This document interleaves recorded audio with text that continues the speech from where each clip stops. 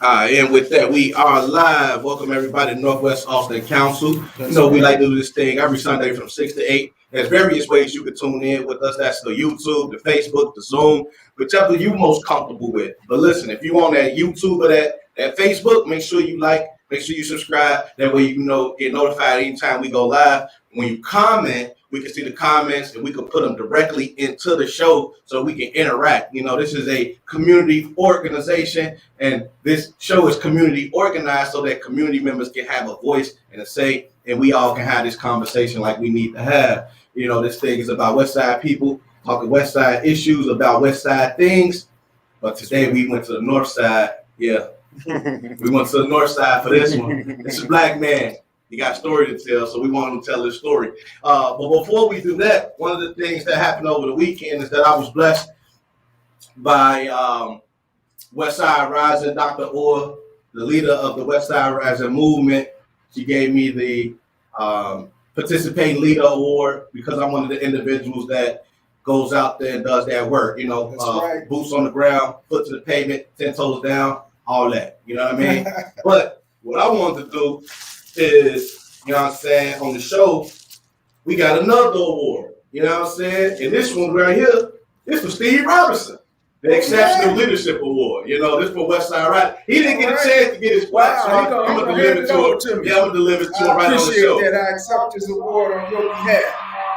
Thank you very much. Thank you very much. Congratulations, bro. West Side Rising, yeah. One of the foundational leaders of the West Side Rising movement. Right. So, we deserve to get here the right way. To Dr. O. Thank you, Dr. O, for everything that you do for the West Side and for looking out for brothers like myself and Steve, who, we don't do this community work for recognition, but when you get recognized, it feels that much better, though. Yes, indeed. That being said, the way we typically kick the show off is, I say, Steve, what's going on, man? How you feeling? Oh, I'm feeling great today because we got a little snow, but you know what? I'd rather have the snow than the super cold. Yeah. And I tell you what, we still running into problems because just the other day on Mayfield, we had another shooting. I think 2 guys got shot in the 1700 block in the ankles on Mayfield. Obviously, some back and forth going on because just last weekend, guy got shot, 24-year-old, in critical condition. So we got to keep our eyes and ears open and vigilant in our communities because we need to calm the violence. Yeah. And curb the violence. Absolutely. There's a lot of strategies and ways in which we're trying to undertaking, in which we're trying to help with this public safety issue. But it's so complex. It really is, and yes, it is. I don't want to tell this brother's story, but he kind of has a little bit of, he has an inkling, some of the things that he shared with me speaks directly to some of the violence that's going on today, and I don't even really want to go no further outside of go ahead and introducing this man. Let him introduce himself, really. So, man, what's up, man? Talk to us. How you doing, man? Yeah, for everybody, my name is Remel Rutledge. And I gotta tell you, man, I'm North Side and West Side. All right, bet. I was born out west, back and forth out west, up north all my life. Mm-hmm. Typically, man, I was a typical inner city kid. My family is I would like to say my family is what I would like to call the epitome of the crack pandemic. Mm-hmm. You know what I mean? Like literally, there was a lot of drug issues in my family. Mm-hmm. And that affected me coming up as a kid. And I found myself in the streets. Mm-hmm. You know what I mean? Hustling, gang banging, West Side and North Side. Mm-hmm. I done hustled different places out west. I was just talking to Steve about this when I walked in. Yeah. Yeah. So hustling over here. Not well, a little bit in this community, okay. but not so much. Mm-hmm. But I was just moving around. Mm-hmm. Man, been to prison 3 times. The last time ended up being sentenced to 40 years. Mm-hmm. Wow. Yeah, you that 40 years, I had ended up doing 15, gave 10 back, 30 and 50. Mm-hmm. But just everything that you talk about, the violence and all that, I was living it.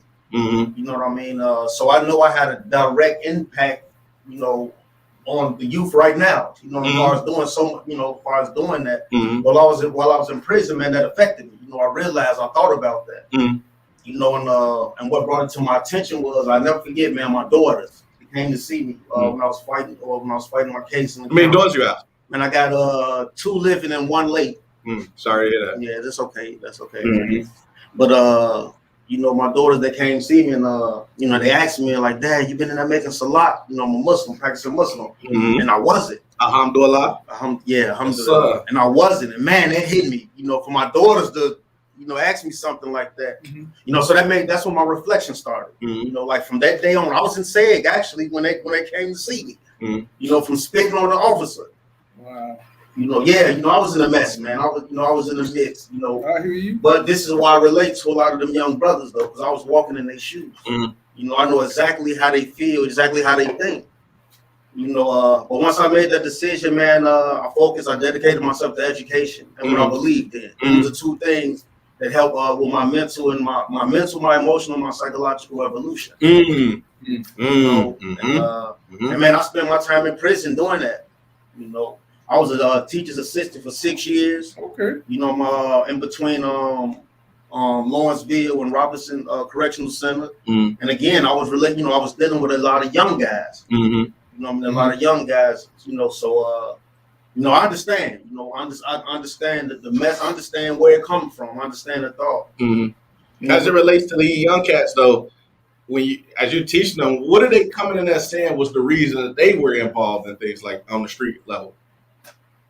Man, it's just like DNA is hereditary. Most of it hereditary. Yeah. You know, everybody you look up to in these communities, everybody you look up to that you got a close relationship with, that you truly care about, that show you any form of love, they in the streets. Wow. You know, like I said, when I was coming up, the people that I knew, like the friends that I had, you know, that was from out west, and some from up north, not as many up north. When I was up north, I had some friends who, you know, I'll take that back, up north, because their parents was on drugs too. You know what I mean? It was shocking because when I moved up there, like I had moved in, and that is a suburb, and we moved up there coming from basically Rockwell Gardens, really. You know what I'm saying? So, you know, I'm thinking like this is a whole new world. But as I'm, you know, meeting friends and sleeping over their house, and time going on, I'm realizing, oh man, his mother on drugs. You know, major thing, none of the fathers was around. I don't have one friend that I grew up with to where I had we saw each other's fathers. Right. So that's another thing. You know what I mean? Fathers dead, in jail, or just not present. But yeah, when I was in prison talking to them young brothers, man, that's what it was. It was their older brother, their father, their uncles. You know what I mean? Like that's what their major influence was, and they was in the streets. Damn. And you know, the key thing that you said was that, and I'm taking it from a perspective because Steve and I and the individuals on the phone or on the Zoom, we all do community organizing, so we really try to be available as much as we can for community members in whatever ways that is. You know, and so what really struck me is you saying that a lot of those cats go in there and they feel like they don't have anybody else that they could go to or even look up to. You know, so that's something that's very interesting right there, because even like with today and what we're dealing with today with the youth, you still have people like myself, Steve, and all those individuals and more that have resources that's willing to work with you and is skilled the same way. Yeah. So that's very interesting that you said that. It really is. Well, I'm sure Tiny can concur to a lot of it, because Tiny's got a lot more age on us. He's known Holy City before it was holy. You know. Right. So, Tiny, what's your perspective? Can you hear us? Can you hear us, Tiny? Let's speak now. Yeah, you're breaking up a little bit though. Yeah. I'm sorry, what was the question, Steve? Well, Brother Remel was saying that, you know, his history in the streets, and I was saying, you know, he grew up when he was in the Holy City. Now that's why I was born. Like when I was born, that's where my mother and father lived. Yeah. And Tiny come up over there. When you come up over that way, Tiny, in the 50s? Yeah, 60s, man, more 60s. 60s? Yeah. And I was telling them it wasn't even called Holy City back then, was it? Huh? It wasn't called Holy City back then in the 60s, right? You know what? I think maybe it was. Really? Could have been. Yeah, maybe. Well, you know what? It had to have been because Vice Lord started up then. That was the whole list right there, wasn't it? So I think you're right. It probably was. But nevertheless, Yeah, if I could ask, and if you're okay with sharing, what did you end up going to jail for? Armed robbery and attempted murder. So was this a direct result of selling drugs or just being out in the streets? I say both. Okay. You know, both. Because that's the thing. I was in the streets. Okay. You know what I mean? So but selling drugs too. But one thing about, when you're in the streets, even if you're selling drugs, if you see opportunity, opportunity. Yeah. You know, that look like meat. I'm gonna eat it. Right. But I mean, that's what it was. I mean, again, to talking about a lot of these young brothers out here, a lot of crimes you see with them, it be opportunity. Like there's no doubt, it's a impoverished community. Facts. You know what I mean? And poverty breeds crime. Whether people want to realize that or not. Facts.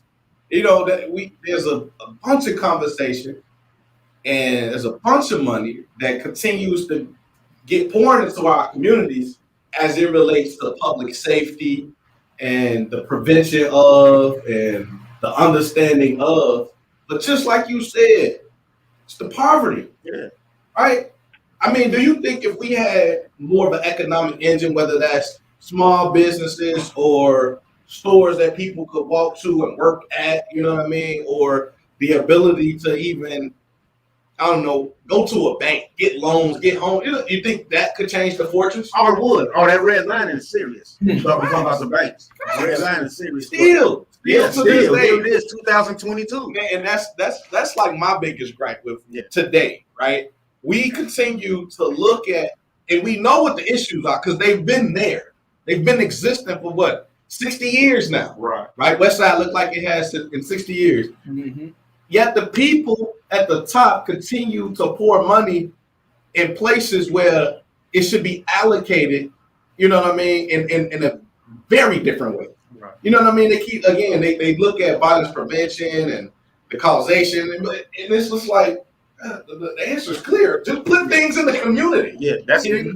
Change the zoning law so that we can get businesses in here. Like let's mix it up. You know, I mean, they took all the factories from out of the city. Facts. Exactly. You know what I mean? Like exactly. If you look at poverty, let's look at the south side. Look at the south side, the west side and the south side.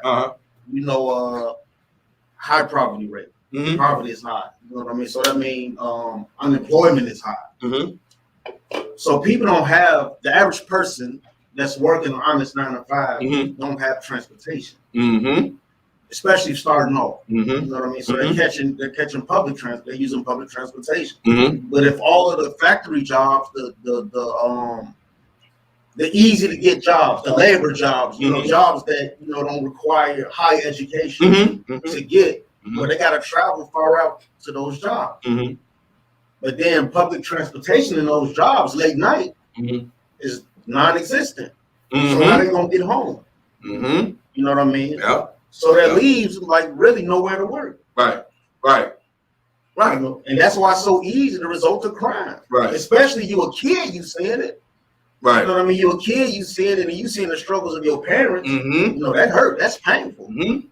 Another key thing in the city that what helps poverty is education. We got to be real, man. CPS, it don't reach the mark. Yeah. Well, I mean, there's a lot of struggles. We all know that. But I remember something that Tiny said a week ago. He said things really changed when they dropped the drugs in our community. Oh yeah. I mean, it changed, and you got to think about that. When did the drugs really get proliferated in our communities? I say the 80s. You know, it might have been a little bit of this. I A little was bit. at 68. 68. Okay. 68, yeah. I mean, when I went away to school, Mm-hmm. you know, like, there wasn't no drugs.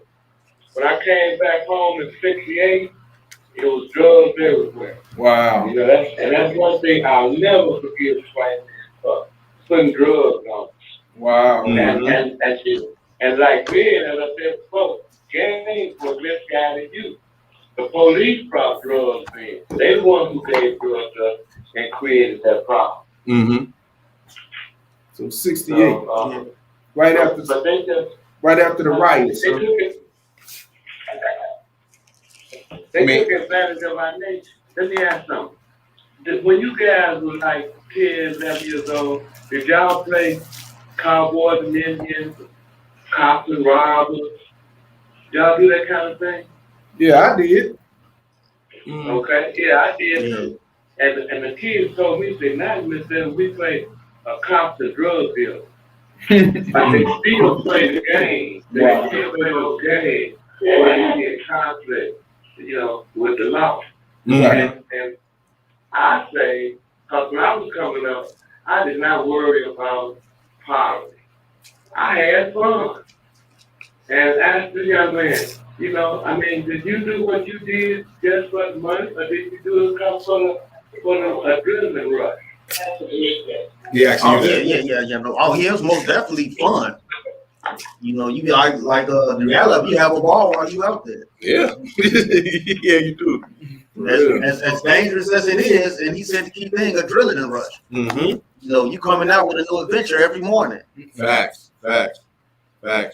You know what? Do you think that's the reason why most people, and I get the adrenaline rush part, but I mean the new adventure part, right? Like if I was to work, anybody typically, you work a typical 9 to 5, you go in, you're gonna do the same thing almost. It comes mundane. Like I'm a person who cannot work a job that has me doing the same thing every single day.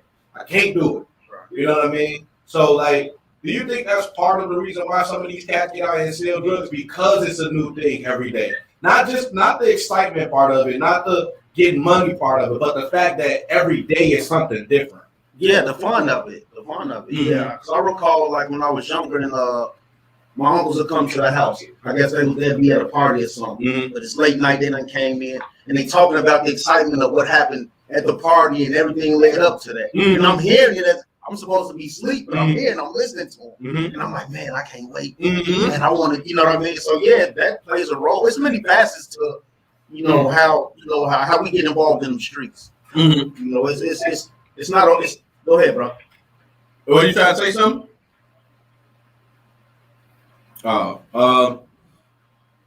So at what point being out there, other than being locked up, was there ever a point where you was like, man, this ain't it? Yeah, it's before being locked up. Yeah. You had your times because it's not all fun. Yeah. You know, I mean, you lose, friends get killed. Yeah. You know what I mean? You getting shot at, you getting jumped on. You know, like I got shot when I was 14 years old. Wow. You know what I mean? Yeah. You know, so there's a lot of things that make you be like, man, there got to be something else, because it's not always everybody don't get money. You know, that be out there. Right. Facts. Yeah. It be slow days. It be slow days, slow months. And it make you think. Yeah. You know, but then I think what hit me and brothers out there can attest to it, lack of hope. I think that's all you got. You gotta have hope. Now I know you want to go into, and we'll get into this a little bit later, forensic psychology. So there's this construct called learned helplessness, where individuals that, especially people from communities like ours, we grow up in these environments that look the way they look. We have our influences, and those are just the ones that we have because that's what's available to us. Our education is poor. So over time, you're building up this mental assessment of your situation, like it's helpless. Yeah. Nothing, you know what I mean? So we actually are victims of learned helplessness. We learned how to be helpless because we look at everything and say, man, ain't nothing I can do. When in reality it's a lot, but sometimes we just gotta change our circumstances, our environments, and things like that, which is easier said than done, obviously. Yeah. Yeah. Oh yeah, that's That's a definite. You know, your environment is major on your mental development, your psychological development. So what you seeing in your environment, you know what I mean? Because all you know, like we talking about the inner city, we talking about, so we're not, inner city kids don't leave out the inner city too much. Facts. So they don't know too much of the world outside of this, and they don't believe what they see on TV. It's just a show, just a movie. Like for instance, my favorite show was the Cosby Show, but I didn't think it could be my life. No, for real. You know what I mean? I didn't know any black doctors or lawyers. True. Like I said, like that's true. I got an uncle that's a pastor. You know what I mean? And as far as my knowledge as a kid, that's the only, like, he used to work at a major car dealership. Like that's the only form of success that I've known as a kid. You know what I mean? All my other uncles and aunties, I didn't know too much of what they was doing that you would deem to be successful. So when I'm looking at the Cosby Show, I can't relate to it because my environment don't show anything near that. Yeah. I don't know. Right. You know what I mean? I don't know any. I didn't know nothing tangible. Exactly. And as a kid, as a child, you know what I mean? It's hard to have hope from that. But what we do see every day, you know what I mean, is the crime. Facts. Right. So we think that this is what our life is. And I done heard brothers told me that, you know what, as I made my evolution, and now here it is, I'm in prison, and I'm a teacher's assistant, and I'm talking to brothers now. I'm trying to tell them, like, look, this here is the key to you, living different. They don't, a brother told me, like, man, we gonna lose anyway. We're gonna lose anyway. What's the key though? What was the key you were saying? Was it the education you mean? Education is the key. Education is the key, but this is what's unfortunate. I'm gonna say fortunately unfortunate. Because most brothers not gonna get it until prison. And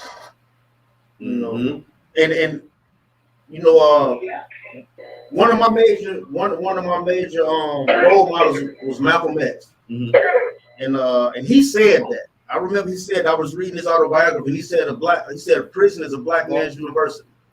Damn. And what he was articulating was, it's so easy and it's geared for us to be there. And the only way we're gonna get some education, like a degree, an easy way to get a degree would be in there. Like I got my associate's degree in prison. Didn't cost me a dime. But being in there. That's true.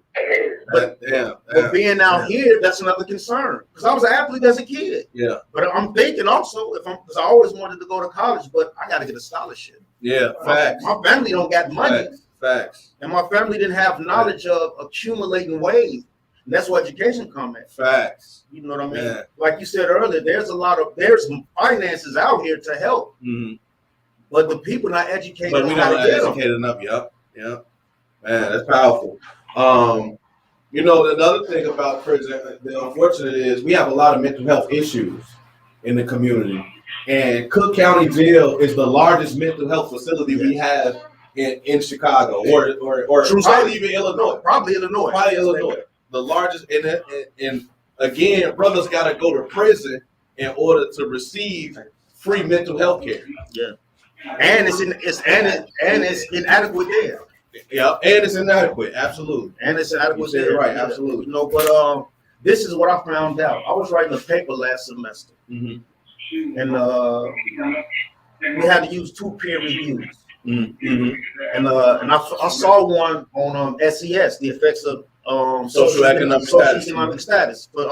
Pardon me for those who don't, know the acronym. Socioeconomic status, and in that it said like those who are raised and live in low socioeconomic status areas has an effect on the physical brain, the physical development of the brain. So just living in these conditions affects individuals. I also read a book by Dr. Aisha Burks, and she was talking about ACEs, adverse childhood experiences, and saying not only psychologically how it affects you, but how it affects you biologically. How, you know what I mean? Like going through all of these things has a physical effect. Everybody's muted. We can't absolutely. Go. Let me unmute.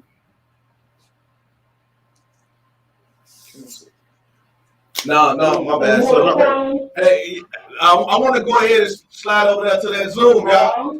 Yeah, hello? Who's speaking? Yeah, that's Venus. Venus. Okay. Can you hear us, Venus? I'm sorry, Venus. Yes, I hear you. Oh, okay. All right, go ahead. Someone had a question or comment? Where everybody in there? I think you got it muted still. Yeah, I don't know. Some kind of way. You got it muted. Oh, okay. Maybe we have to join back in. Yo, can y'all hear us? Oh, we there. Hey, Bill. Yeah. Yeah. Yo. Join back in and it's still muted. Okay. It's not me. Wait, let me see. Yo, can y'all hear me? I can hear you now. Can y'all hear us? Yeah. All right. Now Okay. Yeah, I think he had hit the mute. You don't gotta be. You ain't gotta be on that one.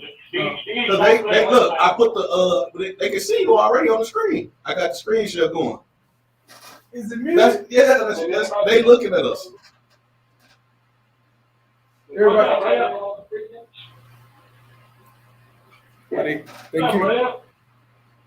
I'm kicking the person down the road. Wait. Yo.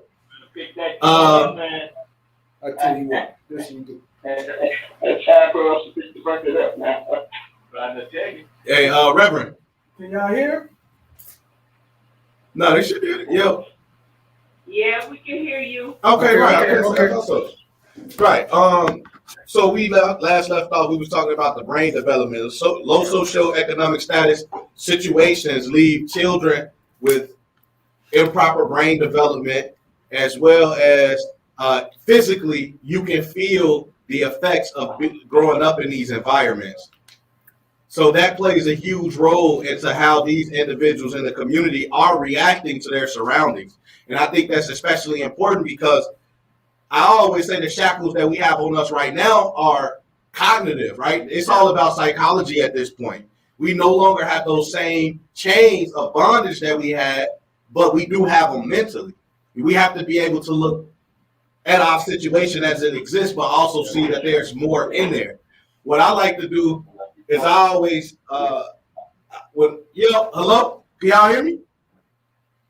Yeah, we hear you. Okay, bet. So what I like to do when I talk to young brothers is I always ask them about where they growing up at. And I always say something like, tell me about where you growing up. And they may say, it's dangerous. Give me an example of having to cross the street. Give me an example of having to cross the street because they see somebody coming. And I'll say something like, that is, so usually there's a negative perception about something like that. But I always tell them and flip it around and say, well, if you look at it like this, you got a heightened sense of awareness because you're recognizing that this could be a dangerous situation. Let me move to the side. That in itself is a lifesaver for you. So that's a plus. Having a heightened sense of awareness there's nothing wrong with that. And you gain that from living in communities like this. Another thing that I always like to share with them is most of us have probably had to heat the house with the oven or candles or run an extension cord and borrow some electricity from the neighbor or something. And we look at that, we poor as hell, man. Why we got to do something like that? But the reality is that's you being resourceful. It's you utilizing what you got around to make do with what you don't have. So, and that in itself, again, is a plus to have. There's a lot of individuals who, if their lights was cut off, they running around like a chicken day. They don't know what to do, but we know what to do. So I always like to look at our situation and flip it. But that's the problem that we're dealing with today. We're dealing with a psychological problem. Anything you want to add with that one? Oh yeah, I think it's more psychological than anything now. Mm-hmm. But the problem is we lack education of psychological issues. Facts. And then the stigma that comes with it affects people speaking about it, even if they realize they do have them. Mm-hmm. Right. And the reason I brought up ACEs, adverse childhood experiences, and low socioeconomic status, because those who you're looking at somebody from day to day, you can't see that somebody's going through something. Mm-hmm. But most of us coming from these communities are affected psychologically by these things. You know what I mean? So if we don't have knowledge of these things affect us in this way, Mm-hmm. then we don't know how to deal with it, and we don't even realize that we have certain issues. Mm-hmm. And piggyback on that, I always say slavery has had a psychological effect on us throughout the Traumatic slavery syndrome. Oh yeah. and the centuries. I mean, because you got to think about it. It didn't stop after slavery. After slavery, you had Jim Crow, segregation. You had all of that. Like literally, Reconstruction. you know, I'm 42, so you know, like my mother and my father was being raised through all of that. Mm-hmm. Right. You know, I'm a couple years removed from that. Mm-hmm. You know what I mean? So my children only a couple. So it's not that far away if you really look at it. Mm-hmm. You know what I mean? So if that affected my parents, Mm-hmm. quite naturally that affected me. Mm-hmm. You know what I mean? Oh, yeah. And the way that I perceived the world at that time, the way that I saw the world because of the way that they saw it Mm-hmm. and the way that their parents saw it, you know, we passing these things down. Yep, absolutely. You know, Hate that, man. Yeah. I hate that with a passion. How today we continue to pass on those same lessons. Like for instance, my mom grew up in the streets, right? So my OG was rough on me as a kid. You know what I mean? I mean to the point where rarely heard "I love you." You know what I mean? Was cursed out a lot. You know, but that was her experience as a kid. Right. You know what I mean? And I know how it felt as a child to experience that. So not saying I'm gonna be lenient on my child, but I know that I won't dare not speak life into my child, right?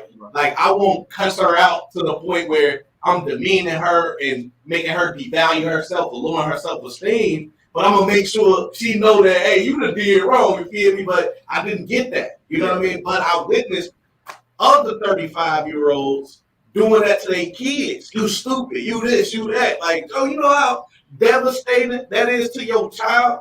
Now this child got low self-esteem and out here doing all the things that you wanted them not to do.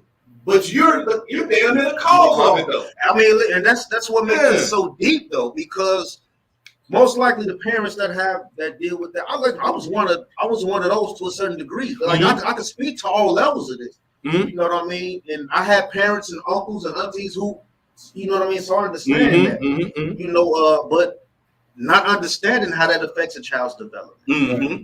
You know what I mean? Like, you know, sometimes parents indirectly create the very monster that they trying not to create. Facts. And they're not doing it intentionally. Mm-hmm. You know what I mean? But when you have parents that's have low educational levels, again in our communities, this is what we have. Mm-hmm. You know, I'm gonna bring it up because when I was in prison, man, the average man that come in there have a grade educational level lower than the 6th grade. Mm. And they have And children. what's the average age that was coming in? And when we talking about from 17 to about So modern day Modern- young people. exactly Yeah. modern We day ain't talking about young people. nobody that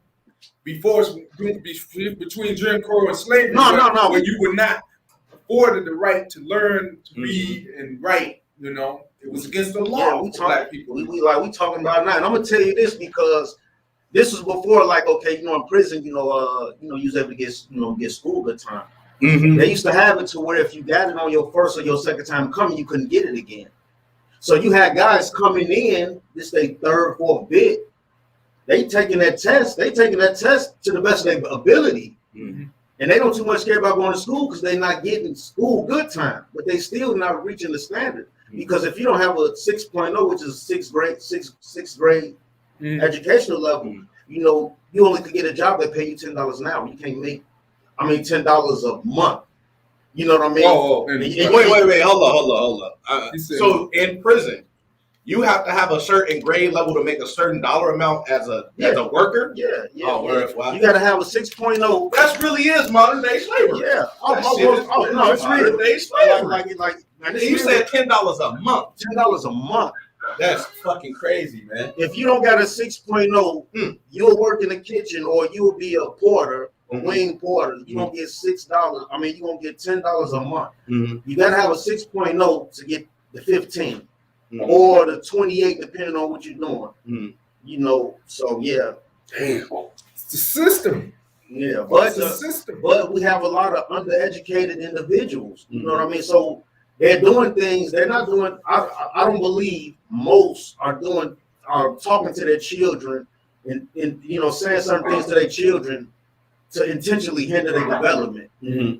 You know what I mean? I don't believe that. Right. They just don't know. They just don't know how detrimental their actions are and how they going about it. But they're doing it because they got their stresses. Mm-hmm. Absolutely. And they don't realize how their stresses have them acting. Like it's a deeply rooted, situation. And I believe this will make education so serious. Mm-hmm. Because if you don't know what the problem is, then how you gonna do anything different? Mm-hmm. You know what's phenomenal about this whole conversation? When you're speaking of education, I think back when I was younger, education was always key, and it was key. But I used to see all the inadequacies that was going on. Like we didn't have books we didn't have enough books when I was in first, second, third. Through all my grammar school years, even in high school, I think we started to get books more. Right. But we never had books. The books we had, they were damaged, pages ripped out. God forbid if we were in the era of computers, because from what I understand, they still don't have enough computers in schools in our neighborhoods. So when does this system ever look at the kids and do the right thing? Because what you're saying is that typically the parents are part of the fault. But I'm saying, even when you got good parents, the system has a lot to do with it. Well, see, that's the thing. And when I say the parents part of the fault, I'm saying that's indirect. Mm-hmm. They're indirectly part of the fault because of you brought up the education when you was coming up. Mm-hmm. So my parents dealt with the same thing you dealt. You see, you know what I mean? Right. So it's indirect. Like it's not like they're evil parents. You know what I mean? But they have stresses. They don't know how to properly deal with their stresses. Mm-hmm. Yeah. You know what I mean? And it comes out to the way that you deal with people.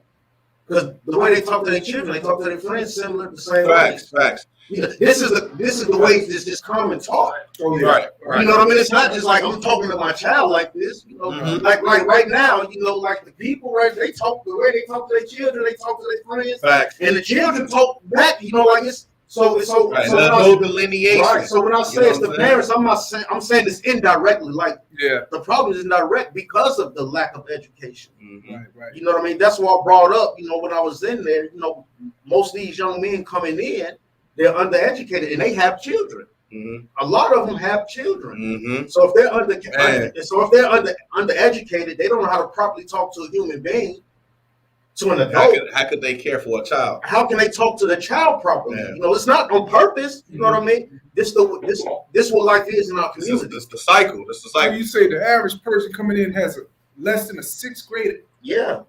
Reading, math. I'm talking about all out. Yeah.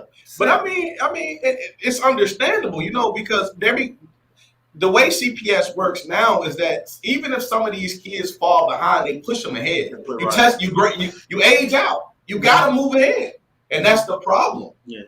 Another problem is the fact that, for the life of me, I can't understand how we think the same people that created everything that is above us, this system, I just can't for the life of me think that we think that they would teach us properly. Why would they properly educate us? Brother Steve brought something up when he talked about the drugs in the community. Like when he brought that, man, all type of things just popped up in my head. And part of the reasons of flooding our communities, with the drugs, was to hinder us, educationally and politically. See when we talk about politics, and DeAndre, you brought this up earlier. Like we have individuals in a position of authority or leadership, and they're not allocating the funds properly. Facts. The reason is because the people aren't the ones who really vote them in. You know what I mean? Like if we look at the issues that we got going on in our communities, and then we're looking at our people, how many of us from the age of 18 to 60 are really voting? You know what I mean? See, the leaders gonna do what the people vote them in to do, but who's doing the voting? Right. In our group is typically anybody 50 and up. Those are the ones that's typically gonna get you going. So the issues that they have aren't the same issues that. That's a fact. 18 man, to 40 has. That's a great point. That is a great point. See, if most of our voters, a great point. If most of our voters are 18 to 40, They voting for people who gonna do what they need done. Facts. Right. Yeah, that's a great point. So the politicians, what they doing is they taking care of the people who voted them in. Who voted for them. Absolutely. Because this is what they're asking. They're going to these council meetings. They're telling them what they want done. Absolutely. But we don't have enough 22, 25, 35-year-olds going to these meetings saying, listen, this is what we need. Yeah. Well, let me ask you this.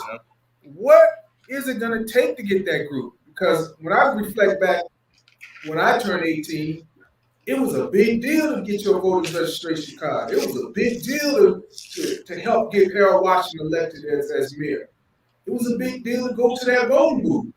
So, and that was at the age of, they actually promoted it to us at the age of 17 and said, if you turn 18 by February, you were eligible to vote, the election period. So what is it going to take to get those younger people now? I believe what it would take is for it to be some people that the young people believe in. And they only believe in people who they see. Mm-hmm. I believe that, those who are running for public office need to be more in tune. Mm-hmm. Because this is a reality. It's a fear factor with the younger generation. Like older generations are afraid of the young. I hear this all the time. Mm-hmm. But before I came home, I heard this. Like brothers telling me, listen, it's not the same. You can't do this. You can't do that. Mm-hmm. But my thing is, well, the same people that come in here, the people just left out there, not deal with them fine in here. Right. Mm-hmm. I'm not going out there trying to get in the way of what they doing. Mm-hmm. You know what I mean? So I don't fear them. Mm-hmm. You know what I mean? I know what's going on, but I don't have anything going on with what's going on. Mm-hmm. And at the end of the day, I don't believe that they're monsters. I don't believe that they just coming and doing something for no reason. Mm-hmm. Okay, you have spontaneous events that happen, but on average, when you think about crime, they're just not going out to do something to anybody. Mm-hmm. But the minute that we start being afraid of them and start asking them, what do you want? We treat them like they invisible. What do you need? That's the man. You see what I'm saying? We're not asking them directly. We're not walking outside. We just see them on the corner hustling, and we're not walking up there like, man, brother, how you doing? What you need? Right. What do you think we need to do to make a difference? See, you see what I'm saying? That's why this is why they're not voting, because they don't believe in it. They look at everybody that's saying that they're running for office as the next one. Mm-hmm. It's not anybody that they know. Mm-hmm. Right. No, again, nothing that they can see, feel, nothing tangible. Yes. It's not that eludes or gets them totally away from the hope. Exactly. And without hope, and they don't and they don't trust the system. Facts. Anybody on the Zoom want to jump in? Let me, if you don't mind, let me inject just a thought. You being almost 80 years old, growing up in the South, having exposed to a lot of things in this life. When the black was broken up, that caused the black community a whole lot of issues. Now, I was brought up by a single parent, even though I knew my daddy, I saw him every day. But he was like the Temptations. I was going to roll his phone. He had two families. Mm-hmm. So if I had not had enough sense, just to use a simple with the equipment, to observe some things that I needed to follow in order to be a man, even though I had older brothers and uncles and whatever, so I put some of them in a very strong red heart. When the black family was separated, and I mean when the welfare system came into existence, that caused a whole lot of issues. Even though it didn't have some parents like my mom, but the man could not be that. I don't know what these girls realize and know that Mama could not have an eye. When she heard the grandparent woman was coming, she had the eye.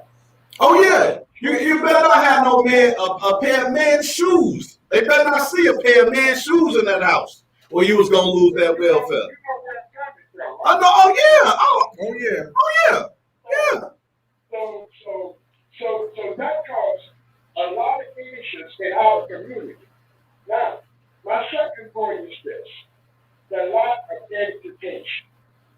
Education is the key. It's not going to unlock all of the doors, but it's going to get you in the door that you need to get into in order to start unlocking the rest of the doors. Mm-hmm. So,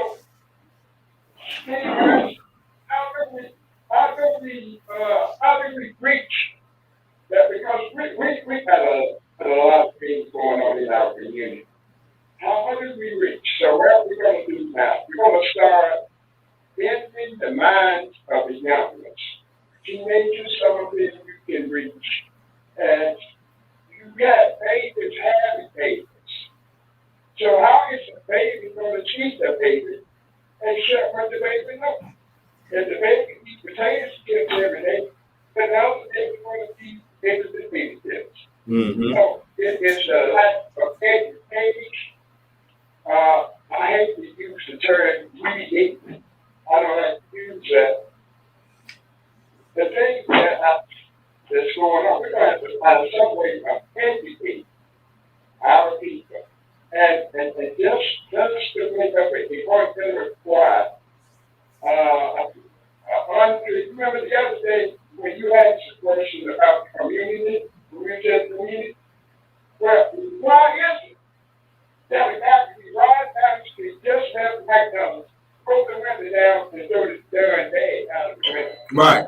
So we're comfortable nowadays in our community. Those are educational issues Yeah. that we need to address.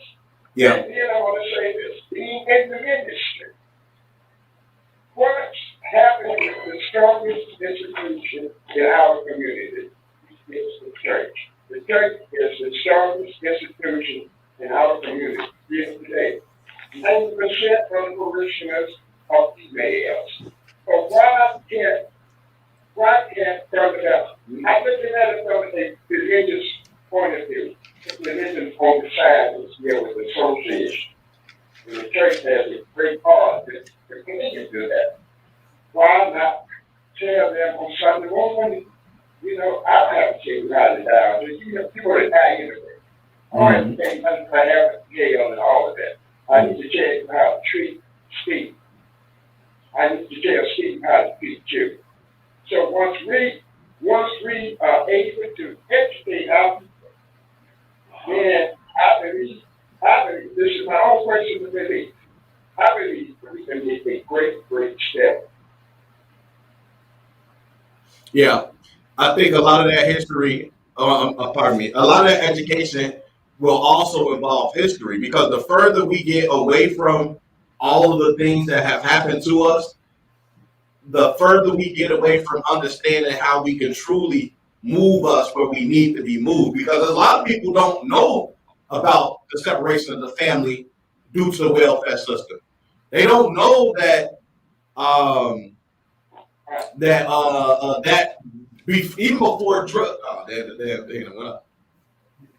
even before drugs, even before drugs, the separation of the black family was a bigger issue than drugs before. Then drug came. So I mean, see, that was the blueprint. Oh, you got to wait, I'm what? Yeah, he's frozen. I can see him like moving a little bit, but. Oh yeah. It look like we back. Are we back? Y'all got us? Y'all got us? Yo, y'all got us? We back?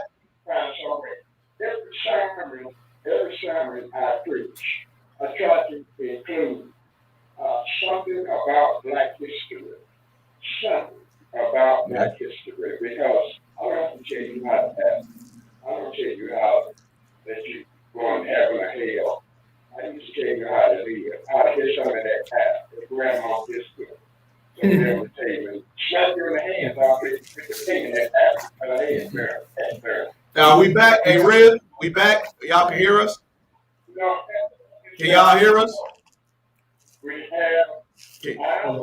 Can y'all hear us? Yeah, we can hear you again. Oh, okay, back.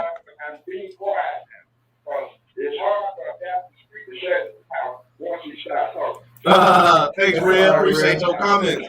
Now, this is my thing. I was trying to think back how many kids were actually not literate by the time I reached 8th grade.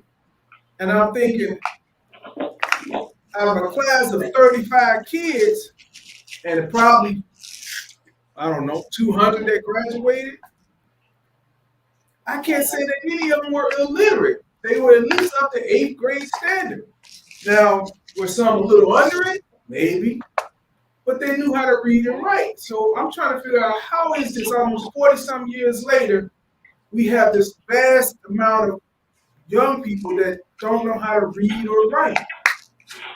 And you would think it would be a little bit more easier to learn these things now. Is it because in and out? Can you hear me, Rev? It's that internet. Yes. I said, can you hear me? Well, I was saying, yeah, go ahead, Tiny. I heard. Yeah, can I say something? Go ahead, Tiny. Go ahead. You know, like this man was like, I think 70% of the people in jail are illiterate. They can't read. And when I was coming up, I knew all kinds of smart people who couldn't read. And when I was in maybe like 3rd or 4th grade, I taught one of my friends to read the comic books because they were so I was and reading all of my life. I taught GED, ESL, ABE, and literacy at Mathematics College. When I taught CED, nobody passed the test. When I taught literacy, I had all kinds of people pass the test because the GED is only. So, and read this problem, and I read the book, how words were created. Hopefully come out like, probably like March or something like that. But it should help the people with reading. Let me just say, I think of myself as the most hated slave on the plantation. Because teach people how to read. Yeah. Facts. Oh yeah. So let me be clear. Mass would have been like, who taught you how to read? Who told you that thing was an octagon? So let me be clear. How many people in the American penal system? 1 million? I know 10 million? I know it's the most in the world. For sure. We dork. 30 million? It's a lot. It's millions. Well, whatever it is, we're talking 70% of those people. Even if it was 1 million, 70% of them don't know how to read. And they end up in a system that just self-perpetuated if they don't know how to get out by learning how to be literate or going, trying to get some literacy. As of 2019, 2.19 million people. 2.19. So 2 million people in the system. And we're talking 1.5 roughly is possibly illiterate. And those are the ones that end up in the system. So they're probably out of 330 million people, another what? Triple that amount that are illiterate, or 10 times that amount.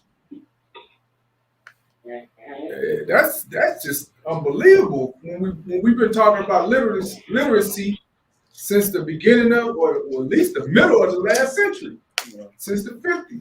Yeah.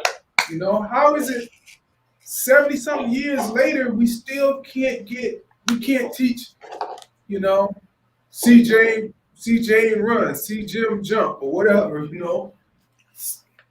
But again, like I said, if you expect the same system that put you in this condition to educate you, then you got the wrong type of thinking.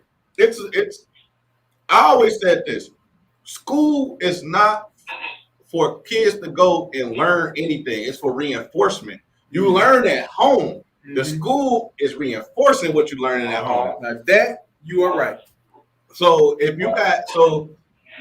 looking back, all these problems again, no males in the household, mama probably on welfare, gotta work all day, she tired, she stressed, she probably can't teach, so It's a cycle. It's a cycle Right. effect. Again, y'all brought up what year did the drugs be pushed in our communities? Mm-hmm. Because you add that, now you're dealing with parents that's drug addicts. Yep. On top of it, Parents, 17 and went out again. You're gonna have to hit the take it off mute.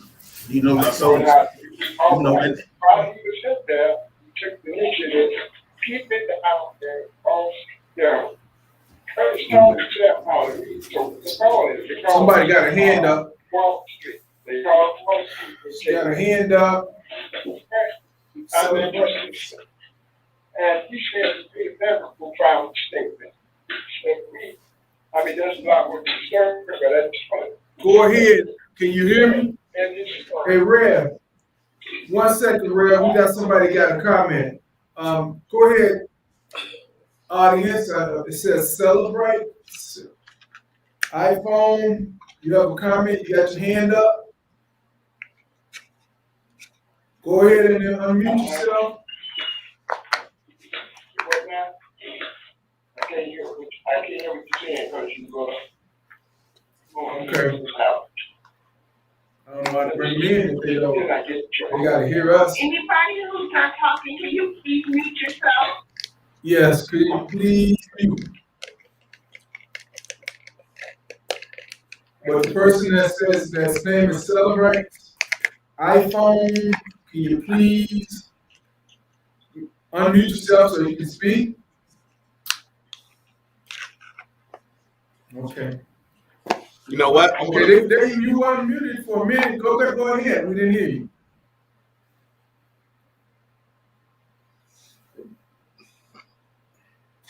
Hello. So, Rev Williams, All right. Go ahead. So I wanted to get back. Now, I did this. The person said this, that we have never been taught. We have never been taught finance. We've never been taught anything about money. So that's one of the reasons that we are hurting in our community. Because we don't know nothing about business. We don't know nothing about finance. We're already taught ourselves how to read and write by listening to other people and taking those phrases and mixing them up. And how they call them calls because when you get out of penitentiary, you're going to be a millionaire.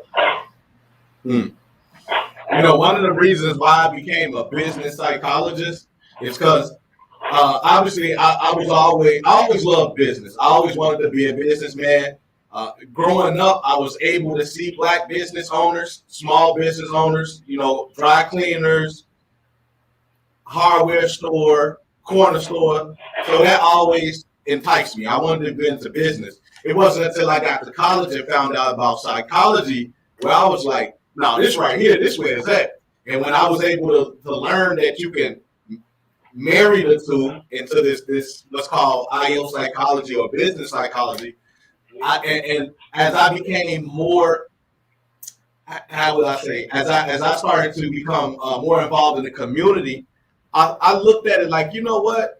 These are two facets of the Black community that are so missing, and I can't wait to be able to be that person that could teach my community about business and psychology, you know. And so, you know, that hasn't left me yet.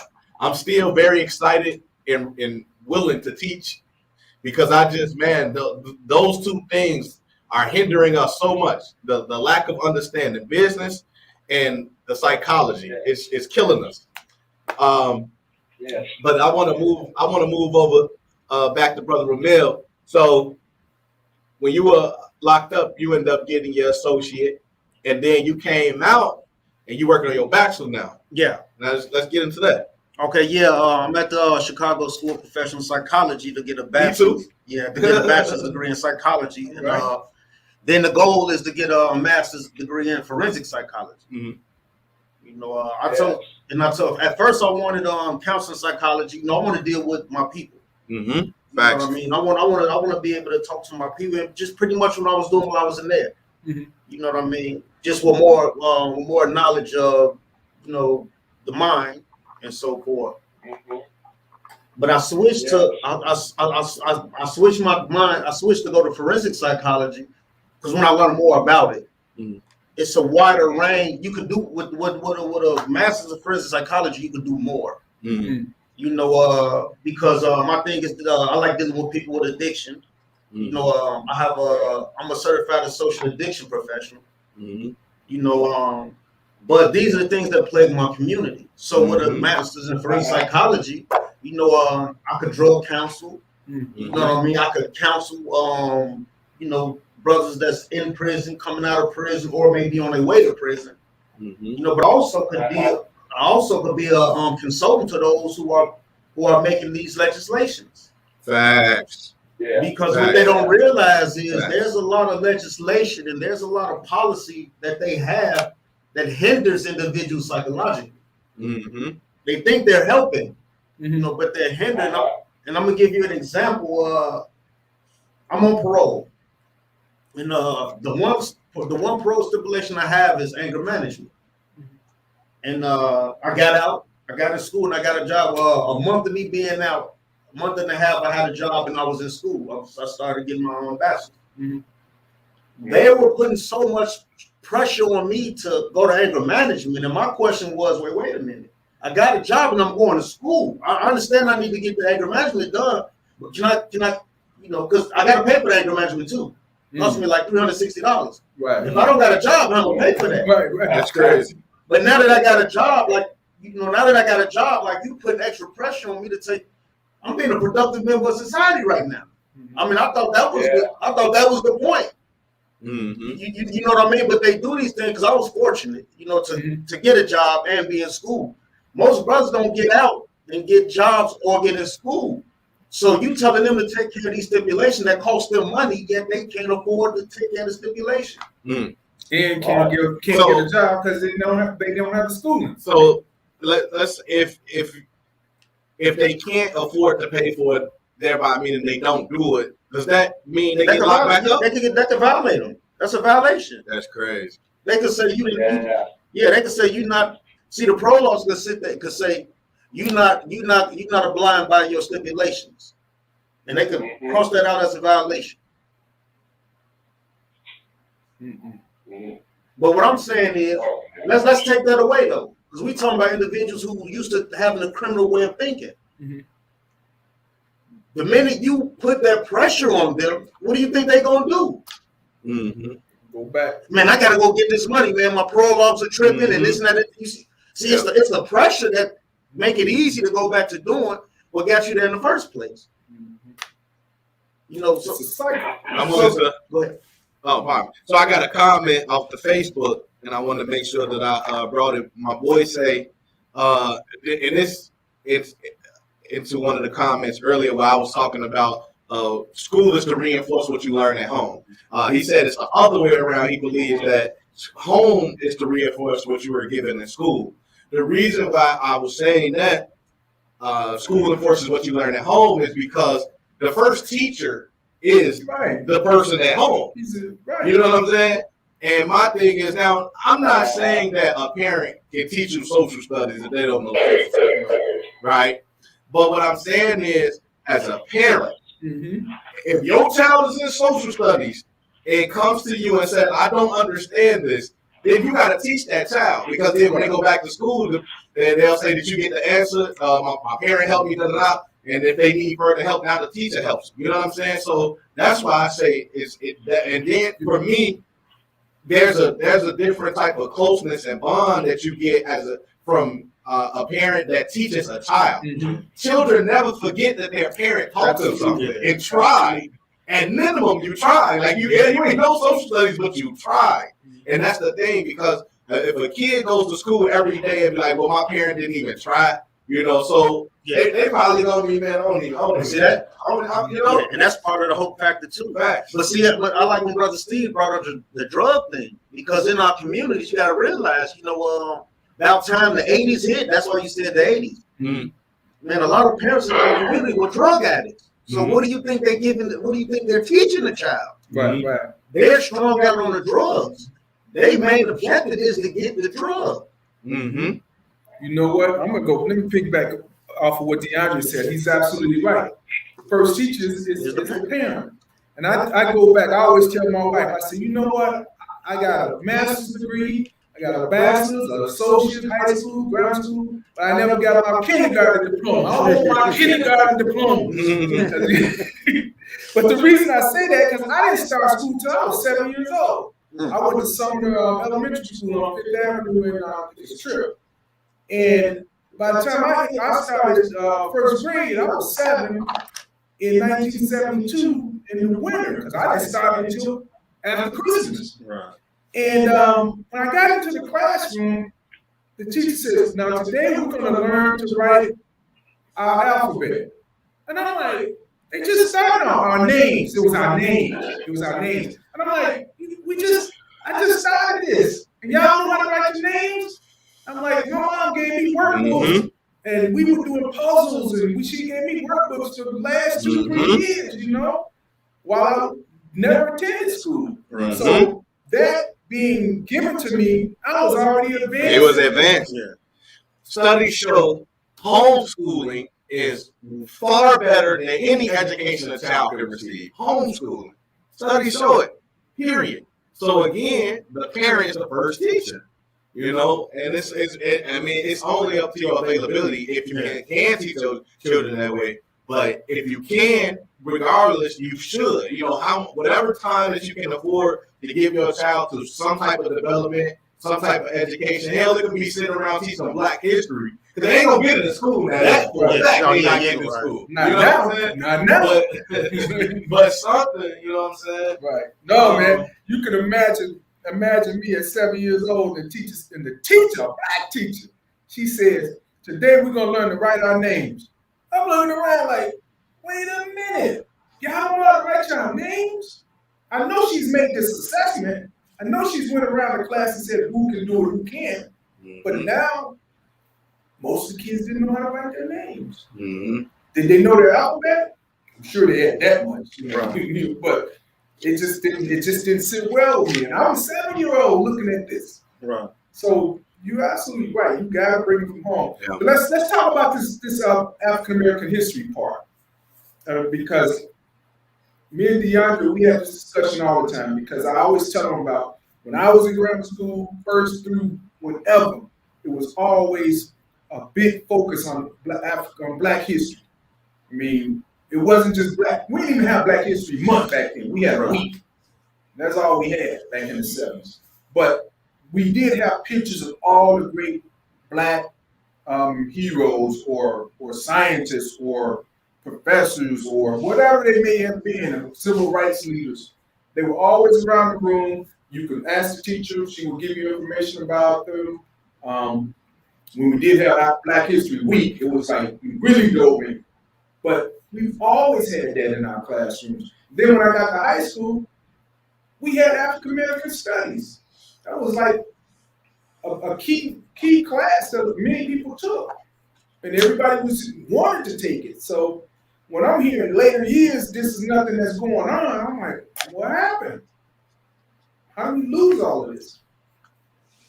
This may be a little controversial, but like the era y'all grew up in, like there was a lot of freedom fighters. There was a lot of brothers and sisters, you know, that was active politically, and they criminalized them, they demonized them. The very government, you know, we talk about drugs, we talk about COINTELPRO, like the very government we live in, you know what I mean? They got rid of the ones who was trying to educate us politically and just intellectually. That's what the drugs did again. That was part of it. But killed the intellectual Black. Drugs. They made some of them brothers and sisters political prisoners. They killed some, and some just went off in hiding because self-preservation. They want to live. They got families they want to take care of.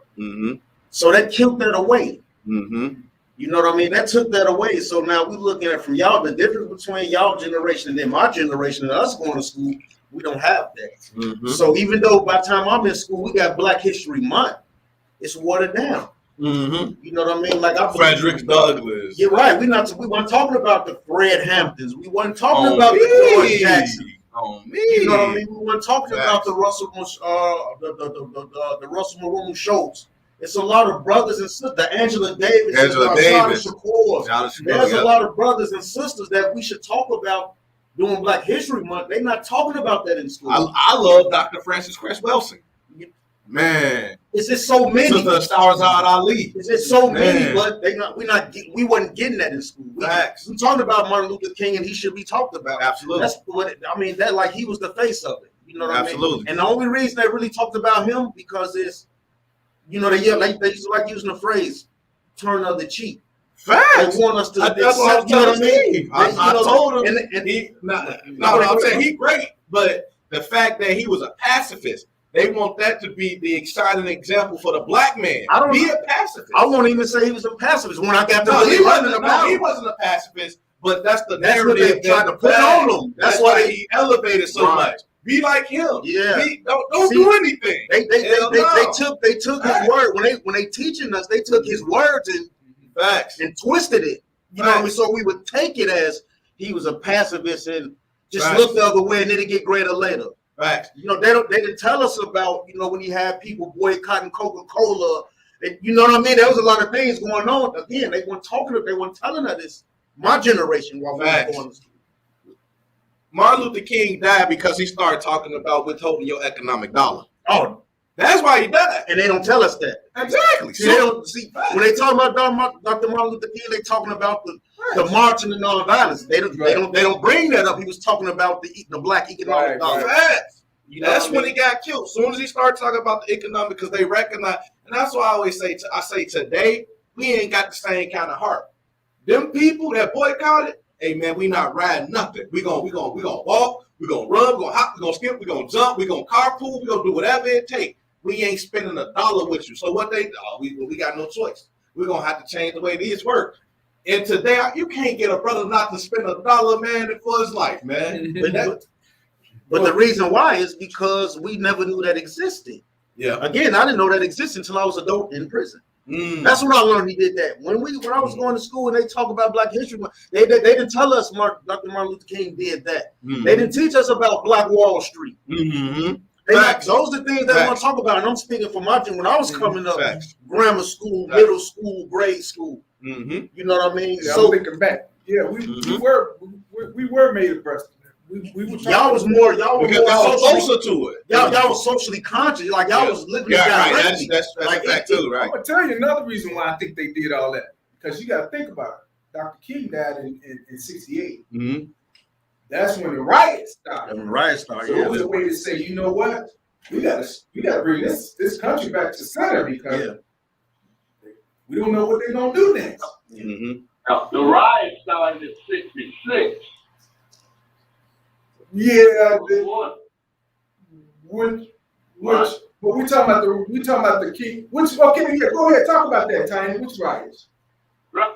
But when Dr. King came to Chicago, we were fighting for open housing. Al Raby invited him, and I make it real short.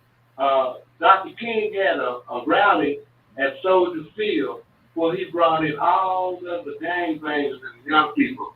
All of these preachers who talking this stuff now were nowhere around. They did not help. It was a little.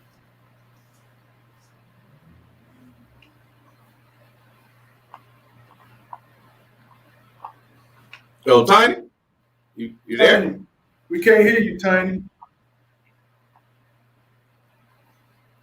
Yeah, something on to speaker. Go ahead. So, Dr. King, nonviolence was a strategy. Right. And that was what they used to show the hypocrisy of the country. It wasn't like he was a pacifist. It was a way that he could use to get some rights. Right. No, I totally get that. Dr. King was a great thing. I definitely listen. I don't want to make any misconceptions about the way I view Dr. King, because I recognize what he contributed. What I'm saying is that the act of nonviolence is something that they would rather perpetuate so that more of us would feel that nonviolence is the approach to take. Right. I grew up, if you put your hands on me, you got to take them off. Well, and to go what you're saying, and to say, see, they taught us like they took that like the brother Tiny just said. It was a strategy, but again, when we talk about Black History Month, they didn't teach us it was a strategy. Right. See, it's just like when you put something out there and you just leave it for the mind and just to take it as it is instead of giving it the roots. Mm-hmm. They didn't give us the roots of the nonviolence. Mm-hmm. They just said, "Oh, he was nonviolent, this and this and that." So you should do that. You should do that. They didn't teach us. Exactly. They didn't tell us to use that. They weren't teaching us. It was a strategy to sort of hypocrisy. You know what I mean? Of the powers that be. Right. You know, so to say. Right. You know, but don't get us wrong. We love Dr. King. Yeah, for sure. You know what I mean? And the point I'm making is, I didn't learn that until I was an adult. Until you got, you know what I mean? So you had to be locked up to even get that. To get that. So when we talking about education, when we talking about Black History Month, you know, they're not teaching us what we need. Mm-hmm. You know, the empowerment of the Black dollar, the financial freedom and so forth. They're not teaching us these. They wasn't when I was going to school. Mm-hmm. Oh, they still ain't. You know what I mean? They still ain't. Now you do that. So that's what it is. But this is the thing. Y'all ever heard of Robert Williams? No. They made a movie about this guy. It's called Niggas with Guns. Mm-hmm. And what happened now, they had some kind of disagreement, and the Ku Klux Klan was coming. But Robert Williams got some other Beacons for Defense was named up. He got the Beacons of Defense together, and they had guns. And the white guys, when they came up there, they said, "Whoa, these niggas got guns." Okay? And like you say, they don't want you to hear about Robert Williams. They much rather hear about Dr. King. Mm-hmm. But there was a violence going on during the nonviolent movement that you never heard. Well, Tiny, when I said that riots was 68, I meant that's when they started burning stuff down, right? We can't hear you, Tiny. Yeah. Now they started burning stuff down in 60. Tiny, your speaker. They started burning down in 60. But what happened was the white people. You're breaking up though, still, Tiny. I don't know what it is. That's the connection. That's the internet connection. It just keep. Mm-hmm. Man, we gotta get the internet together. Yeah. Let's see. Go ahead. 1 second, Tiny. Go ahead.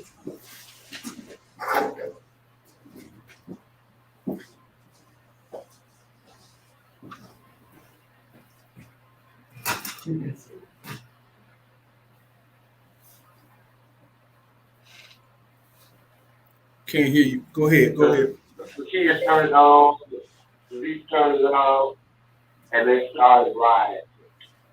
They said that the riot would come what? Mm-hmm. It was called the Streets Program. And what we were a buffer between the police and the gangs. And the thing was just like it is now, if not worse. Mm-hmm. We had people fight with the police. And so the police, they got us kind of like cool things off. When they heard about the riot down east, they got us together and told us that they didn't want us to come our way. And if it did, they were going to have a National Guard on us. They took us up on Madison, up there to that armory they had up there. Mm-hmm. Showed us these tanks and stuff, all of that. Put that on us, calm the people down. When we got over in the Douglas Park, they gave us a platform. I don't know if we had bullhorns or microphones, but somehow they gave us something to talk with. It was about 8 of us. Pepperlo started the Vice Lord. Peanut Richard Tidwell started the Roman Saints. Carl Pitts was a Egyptian Cobra. Henry Doyle was Vice Lord. I was the Brave. Wakaki Eel. was SCLC. He's the one who brought Al Ray invited Dr. King, but Wakati Hill introduced us to Dr. King. Dr. King, Al Ray, Dr. King, Andy Young, George Orange, a lot of people. So, but we got in the park and we got all the gangs together and we started talking about the situation. Main thing is that when he got to Carlton, he was the smallest guy out there, maybe 5'10", maybe 120 pounds. But at the end of Carl's speech, what he was saying, he said, "Burn this motherfucker down." And everybody ran out of the park and started breaking windows up on the railroad. And we ride this for like, I think, 3 days. And then it cooled down and they started to say, "What do you want?" And then they started listening to us.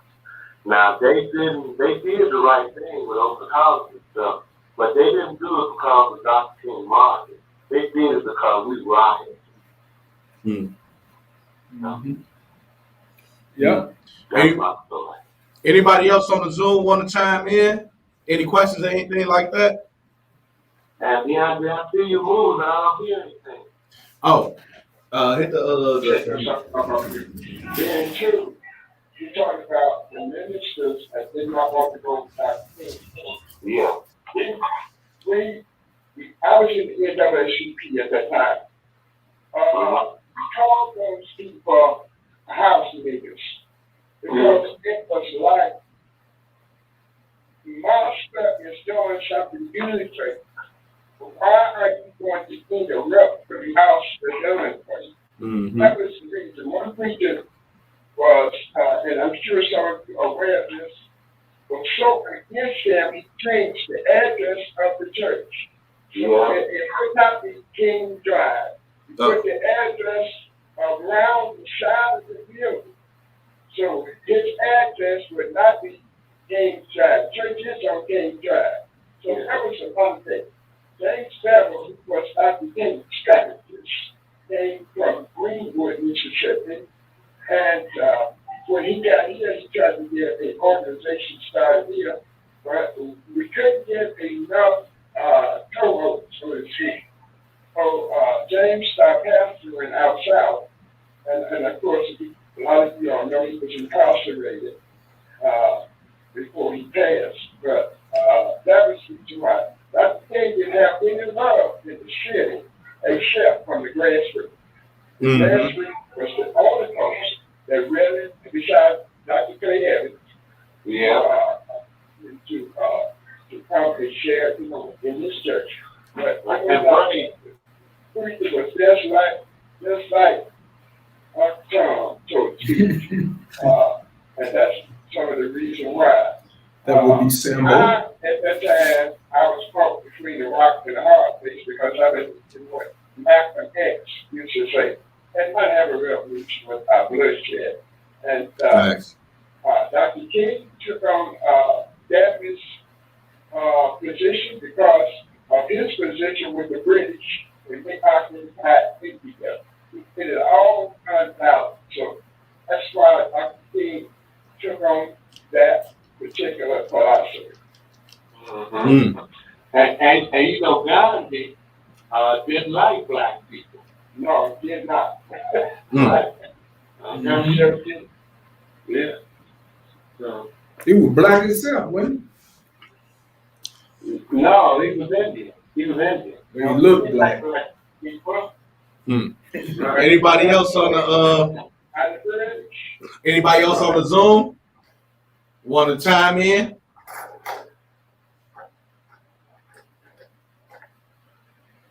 Anybody? No? So, let me ask another question. Well, what are we going to do about Jason Van Dyke? You know what? One of my boys, Will Calloway, who was instrumental actually in helping to get him locked up, he's actually reaching out to, I believe, federal prosecutors to try to get a civil rights case against Jason Van Dyke. So there's actually a lot of talk about that. I can plug you into those ongoing discussions too. Okay. Yeah, because I think we should do something about that. You know? So you know the fix was on when it started. So anytime you tell somebody gonna get 6 years, I don't know why I thought it was 11, but Okay. they said it was 6, which means Right. good behavior is What what? about Metro Home? Okay. We gotta move to Now Kentucky. that's somebody you should do something about. We gotta move to Kentucky. Man, you gotta do something about all them old heads, man. They gotta get out the way. Only thing we can do about that is we start running. For real. You gotta get people in the system. You heard what this man said. He said the reason why nothing happening for the individuals that's 50 and under is because all the people that vote 55 and up. So they quality of life a little different. So they look at things totally different. That's why I said I'm so against anybody that's 70 and up making decisions for my child, because that's exactly what they're doing right now. They're making decisions for my child, and then they gonna be gone. It ain't gonna be, man. Listen, man. Look. So let's change the projection.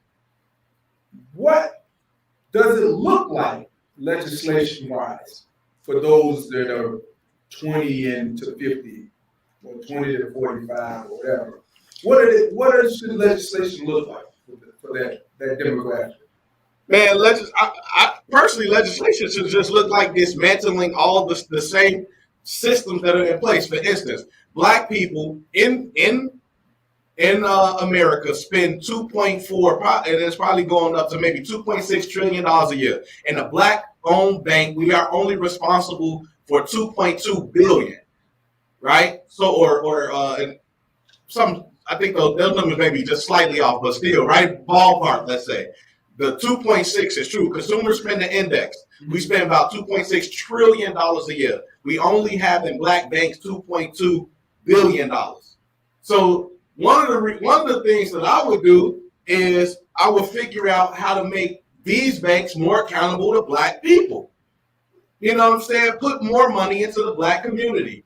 One of the things that killed me. 2.something billion in black banks? Yeah, black owned banks. We only have $2.2 billion. Where the black billionaires putting their money in? The white banks. See, one of our biggest, I'm like I said, one of our biggest problem is when black people do make it, they leave, they don't come back. Right. They might give us some turkeys on Thanksgiving. They might give us some book bags. That's all they do. They might give us some book bags for the school year. I mean, just look, we brought up factories, right? Let's look at all the black billionaires, black millionaires. They got all type of things that they make. They in all type of industries. How come they not putting any factories back in Chicago? Yeah. I only know of 3 black billionaires. That would be Oprah, Kanye, and Jay-Z is one. Jay-Z is one? Jay-Z is one. Michael Jordan is another one. Jordan's one? LeBron James. LeBron James. What about the BET guy? That's one I was thinking. He was a billionaire. Bob Johnson. Yeah, anything. Hey, somebody told me one day, they said, you tell me a political party, I'll tell you how much money you got in your pocket. No, Republican too. You get rich and become Republican. I mean, but even if they're not billionaires, let's just say successful black business owners. Yeah. You know what I mean? That's because we don't take care of shit though in the community. The mindset is still that we want to tear stuff down. Yeah. Could you imagine a billionaire having some nice things in Chicago and we rioted throughout our own neighborhood and was tearing shit down the way we did? Man, they'd be pissed. For real. They'd be like, you know what? That's why I ain't want to build nothing. So, yeah. Can I just say this? One of our strong weapons that we got, and we don't use it, and that's foreign rights. Yeah.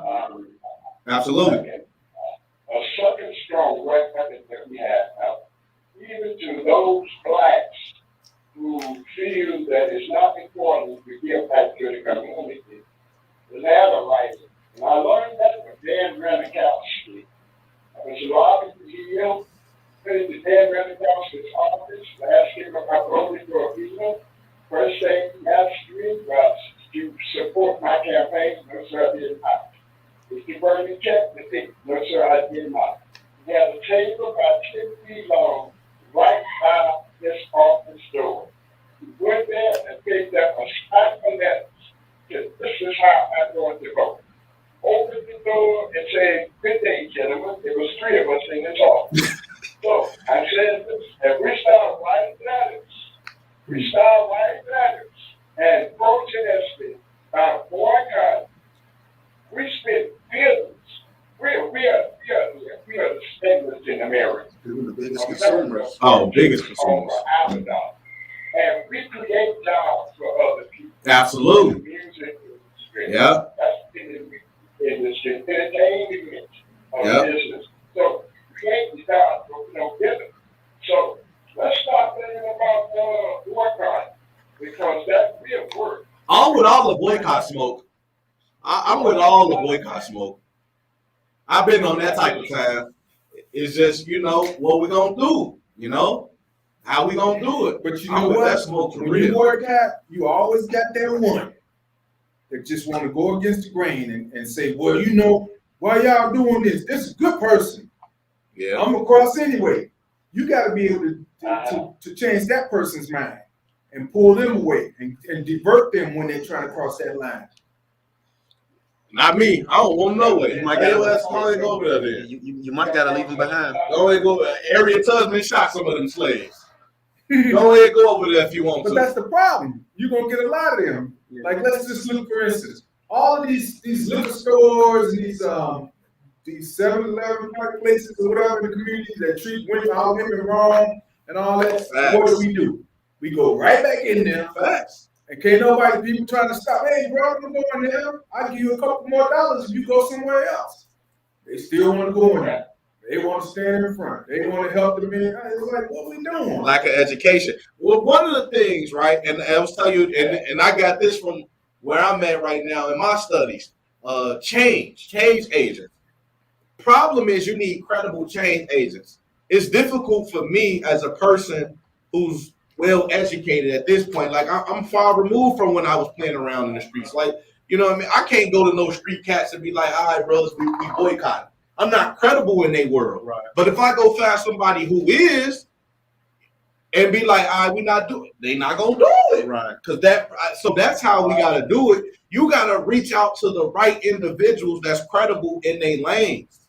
You get the right credible pastors, the right credible community leaders, the right gang leaders, the right organizational leaders. And then we curate the proper message. We boycott because X, Y, Z. Let me tell you why it's in your best interest to do this. Right. Let me tell you what the outcome gonna be. Let me tell you how long we gonna do this. We put everything together.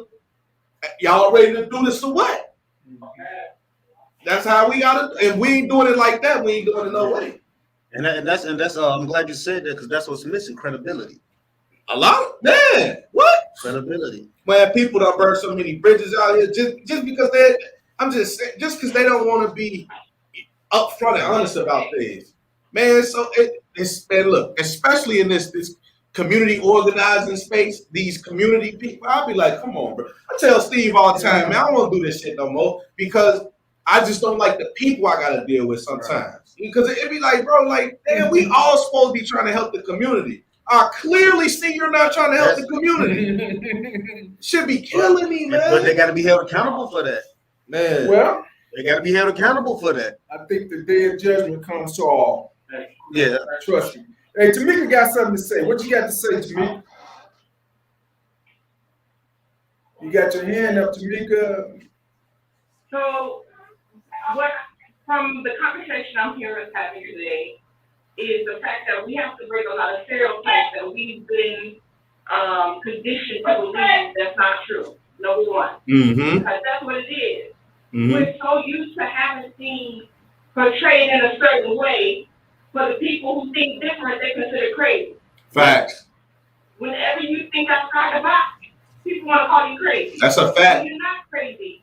You're just trying to make a change. but they're so conditioned to doing the same things over and over, thinking the same way over and over again. It comes out you're being different now, and now you're outside the box. Mm-hmm. Number two, I think about the fact that when we talk about, I know I'm going back a little bit, but when we were talking about the situation with education, right? Mm-hmm. And literacy is a problem, and people are not being educated properly. But I tell people I was a teacher assistant for almost 10 years. Mm-hmm. And when people will come to me and tell me, well, my kid ain't doing, the school's not doing, I understand. But it's supposed to be reinforced at home. Mm-hmm. Even if you take 30 minutes, you have to look at it that way. You have to look at it as in a small step to see, like, I had a student, when I was teaching him, he could learn, but he was autistic, and what I had to do was be really loud, do it different. I couldn't sit there and just give him the book and tell him, this is what I need you to do. I had to make it more auditory. Deal with his other sisters to teach him. And as soon as I quit, his mom called me and told me they said that he was unteachable. I had been teaching him for 4 years. But she wasn't willing to do the work. So I accept that and I respect her decision. But, even with my own son, he had like issues with education. But I tried to teach him at home, but it was conflict. He did not want to learn. He did not want to take the time for me to sit down and teach him. So at some point, even as his mother, I had to give up that fight because I'd rather our relationship be stronger without having that conflict between him and I. So that's all I got to say about talking about that. That's interesting. You've worked in the teaching field. DeAndre's worked in the teaching realm. Remel's obviously worked as a teacher. I worked as a teacher. Tiny's worked as a teacher. Quite a few of us has worked as teachers. And I can tell you, I worked at the junior college level, and the things that I saw was amazing. I was like, how can this be?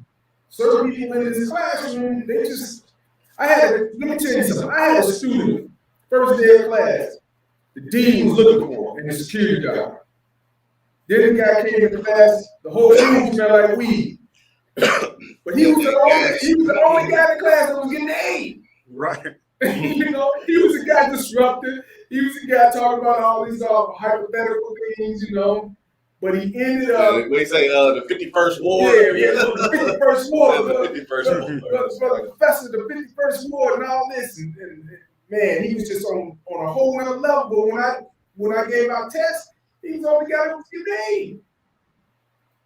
And then unfortunately, he ended up getting kicked out because one day I was on my way to class, and the policeman had him out in the parking lot with handcuffs on.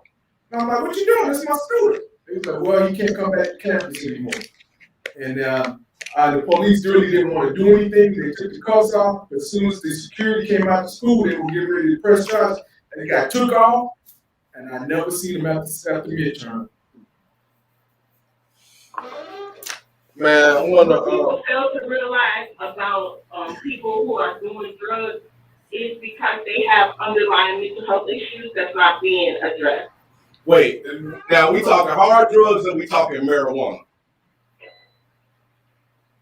I believe all of them. No, marijuana is not a drug. Yeah, that's what I was gonna say. Well, nowadays it's not, but back in the day it was. And a lot of people, if you talk to a lot of people who like smoke a lot of marijuana, they have an issue with anxiety and depression. Yeah. No, not really. You have a cannabinoid system in you. Cannabinoid, yeah. When you breastfeed, you give your children CBD. Marijuana is a part of us. Okay, I get that part too. Hold on, I might have looked that up, but I'm gonna have to look it up at a later date because I got to be for sure. Nah, but it's about the school. Tiny tried to get you to breastfeed. Yeah, of all people are gifted. 1 out of 10. So you have somebody that's above intelligence, and they have a need to help people. Mm-hmm. God does that. Mm-hmm. 1 out of 10, wherever you are, is gifted. Mm-hmm. And of course, you know that marijuana is a federal crime with the federal government. Still has not been declared legal as far as the feds are concerned. Mm-hmm. Yeah, it's still a Schedule 1 drug. Is that? I think that's what it's called, Schedule 1. Yeah, I mean, yeah. I want to touch on this education thing. One thing I learned is people, we work together, we move together. We are very influential. We could be influenced and we influence others. And what I used to do is, like, I sit back. I was only a teacher's assistant in the prison. And I sit back. New class, when I first started, I sit back and I observe the behavior. And I see who have the most influence in there.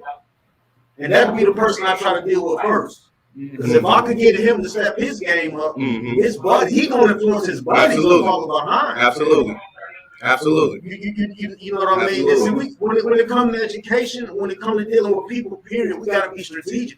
It don't matter how much education we have as educators, we still gotta have a strategy to get everybody. You know what I mean? I love the idea, you know what I mean, preach one, teach one, and so forth. But man, like, we could literally find the most influential person in these groups, subgroups, whatever you want to call it, deal with them, because they're going to influence the rest. Again, that credible messenger. Exactly. That change agent. Don't try to take his spot, leave him where he at. Let him stay the leader or the head of that pack. Just deal with him so he could be the one to raise them up. You know, we have to be strategic in how we deal with people. Yep. A lot of times, I think that comes too for people who wanted credit. You know, they want to be able to say that I was This was me. No. You can't. You know, that's where you gotta let the ego go. And we got a lot of ego that dominates many of the conversations in the community, because there's just so many people who want to be that guy. They want to be in front of the camera. They want to be the ones in the newspaper. They want to be the ones with their name spoken, and that's an issue. Well, and to me, you know, that shows what your intentions really are. Because if it's all about you want to be the face, then it's not about the people. It's about you. It's about you and you getting, fulfilling yourself. You know what I mean? We need to hold them people accountable. One of the hardest things to do is to hold somebody closest to you accountable when they're doing something you know they need to stop doing. That's a bar. You know what? I remember years ago, people told me when people are mentoring, the mentor gets more out of it than the mentee. Yeah. I'm like, what? Yeah. It's like, why is the mentor getting more out of it than the mentee? It should be the other way around. But because it's fulfilling a sense of self. I mean, granted, the individual that's on the receiving end is getting a lot, but it's still the fact that you are developing another person. Like, this person came to you needing your assistance and you were able to help them. That's gratifying for anybody.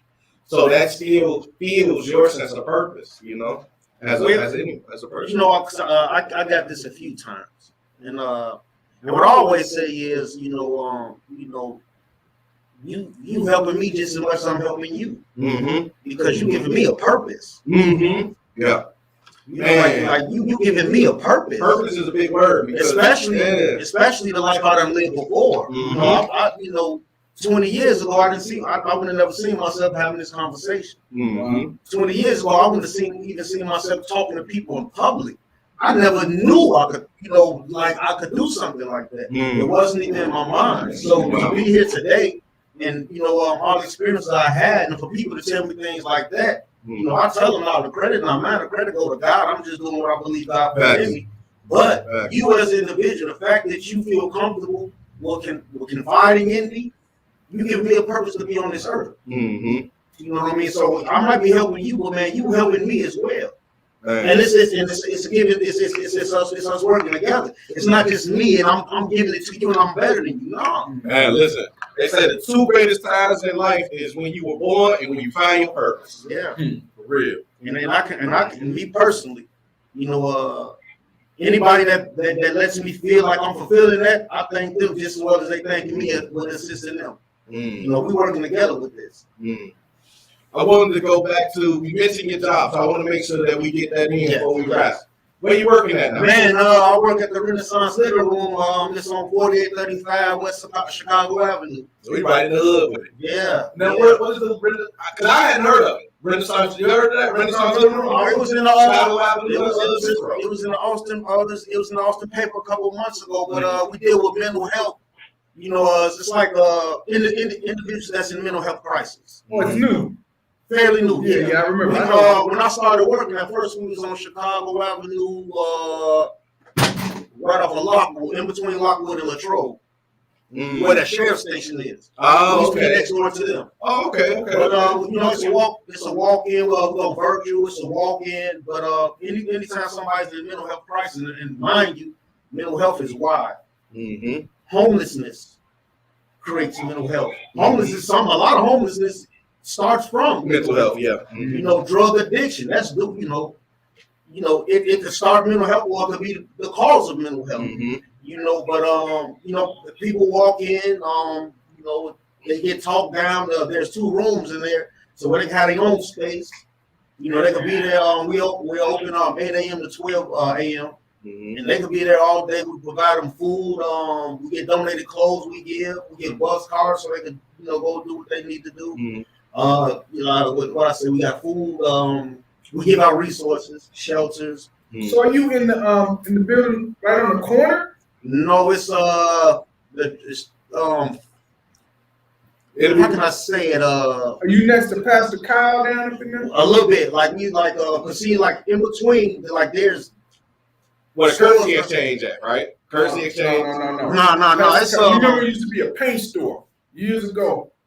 And I'll tell you exactly. It's a Maxwell. It's an old Chinese chop suey's.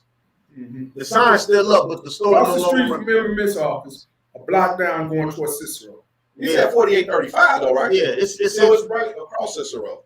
It's across Cicero coming west. Right, west, right. So, but across the street from Miller Miss, go to the next block to Cicero. West Chicago Avenue. Yeah, it's right there by the church. Yep, 4835 Like West Chicago Avenue. three doors down. You take donations like that? Oh yeah, we're a nonprofit organization. I remember when they opened. Yeah, we're a nonprofit organization. Yes, we take donations. Yeah, okay. Well, I got some clothes. I get rid of. I bring them up. Yeah, you sure can. 7 days a week. I got some suits and coats and whatever. That was 4835. Yes. And primarily you taking anything for 48 groups. Okay, I'll see it. Oh no, now we only deal with adults. Yeah. But man, it's a wonderful thing, man. Yeah. You know, people come in because they be going through things. What else are you involved in? Oh, you know, outside of school, actually, man, I had an idea. You know, actually, this is what connected. I had Dr. Sandy connect us together. I had an idea about a support group I wanted to start called Brothers That Lost Brothers. You know, it's really just dealing with brothers. You know, where they, you know, brothers that got killed. You know what I mean? You know, from street violence. Nah, but what else? Well, I'll meet you at. Oh, okay, all right, right. Now you know when it went on my mind. Man, I volunteer at through Above and Beyond at a food. It's like at a food bank. The address is 817 South Pulaski. You know, like Monday through Friday, man, they give out food. You know, I'm talking about like bags of food, basically like coming in a grocery store. So right before you go under the viaduct. It's I believe the it's in between. It's off of Pope. Yeah. I believe it's off of right before the viaduct. Yeah. 817 South Pulaski. 817.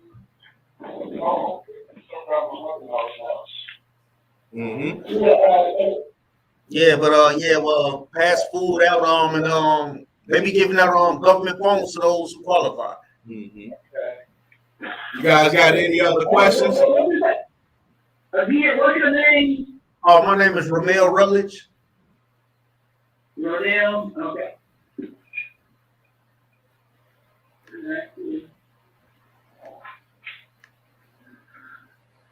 Above and Beyond got other sites too, right? Yeah, they do. Yeah, but we don't got a lot of things going on. Yeah, you have a phone number you can share with us? Your phone number? Yeah, I sure do. Phone number is 346. 346? Yeah. 640. 6 what? 640. 5993. 5996? 93.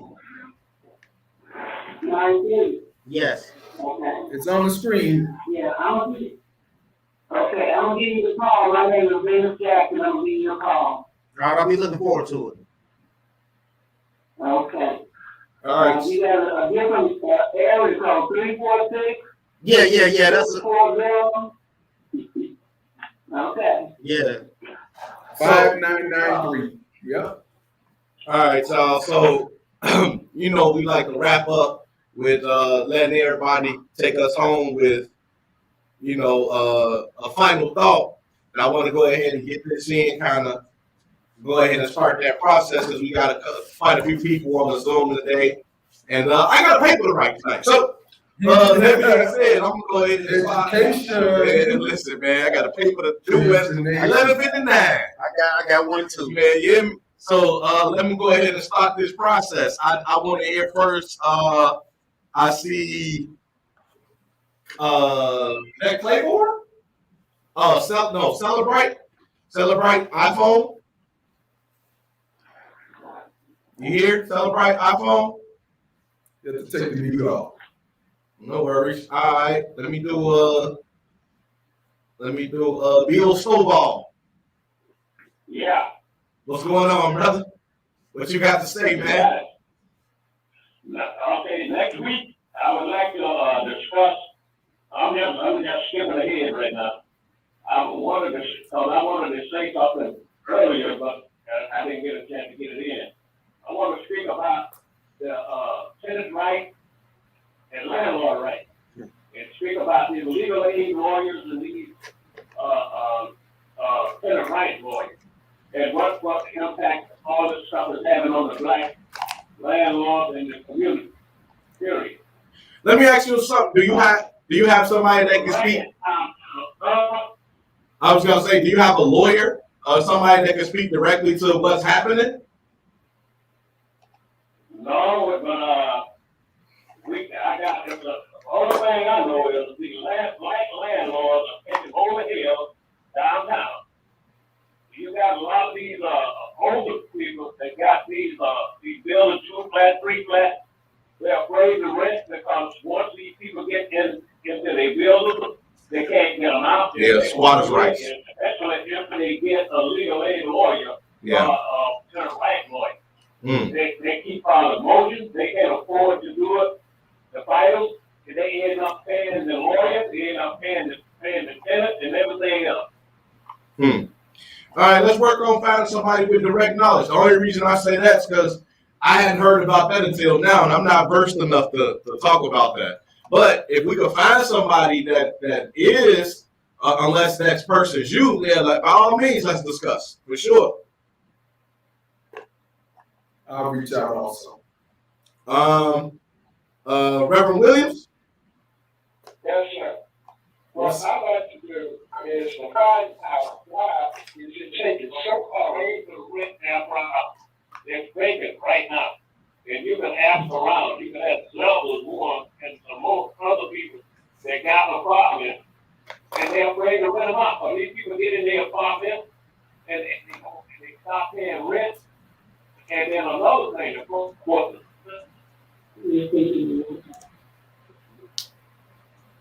Wait, is he going up? okay, what I'd like to find out is why is it taking so long for landlords to get the stimulus money that was supposed to be given to them, that the tenants put in for. It's taking months and months on top of months. I'd like to find how can we find out the status of the application? Your house. Huh? Right. You got to go downtown and evict. I think you got. Let's see. Well, no, I ain't talking about that. I was already been given notices about it. But I think there are more out in the streets when it's like this. So the man has said that they got money for landlords, for people who couldn't pay their rent, was laid off and stuff during the pandemic. And it's taken like a year or so, things like in a year, to even hear from them. They gave me feet. So I'd like to find out something about that and start working on trying to educate the community. Well, next week we'll make that a topic. We'll talk about renters and landlords and everything in between. Tiny? Yeah. Well, I'm just glad to be around like-minded people. Yes, Barry?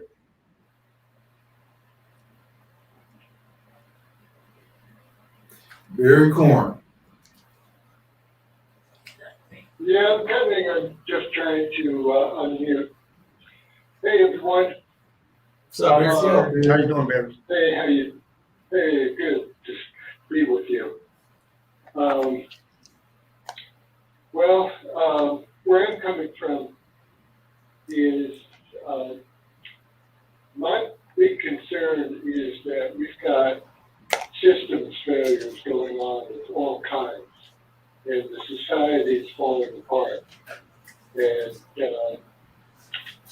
I think all these problems are going to get worse. And the only way that I think the more we fight with whomever, more we're helping the powerful and hurting ourselves. And I think we've got to find ways to somehow connect with one another during these challenging times and find simple ways of getting done what needs to be done. Mm-hmm. Just like it was a long time ago. Their grandparents or great-grandparents found simpler ways without all this technology.